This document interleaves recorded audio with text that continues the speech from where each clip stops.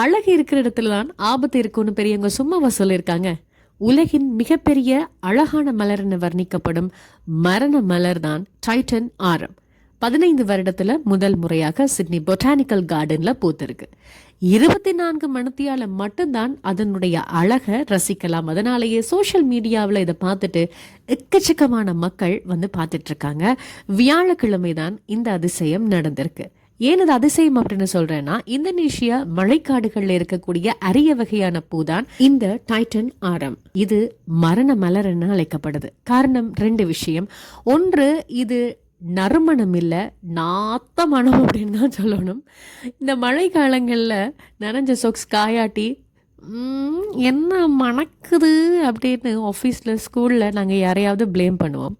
அதே மாதிரி 4 நாளைக்கு 5 நாளைக்கு குப்பை கொட்டாமல் இருந்து அந்த பக்கத்துலேருந்து வர வாடை இருக்கு, இந்த மாதிரி ஒரு நாத்தம் தான் இந்த மலர்கிட்டேருந்து வருமா. ஆனால் அந்த நாத்தத்துக்கும் பூச்சிகளும் வண்டுகளும் ஈர்க்கப்படுமா. இது ஒரு செடியாக இருந்தாலும் மரம் போல 10 அடி உயரத்துக்கு வளரக்கூடியதாக இருக்கும். 12 தொடக்கம் 18 மாதங்களுக்கு இலை கொண்டதாக இருக்கும் இந்த செடி ஒரு குறிப்பிட்ட காலத்துக்கு பிறகு அந்த இலையெல்லாம் சுருங்கி வளர்ச்சியற்ற ஒரு செடியாக மாறி போயிடும். ஆனா அதுக்கு பிறகுதான் 100 கிலோகிராம் எடை கொண்டதாக ஒரு பாளை வரும். அதன் தண்டில் பூ பூக்கும்.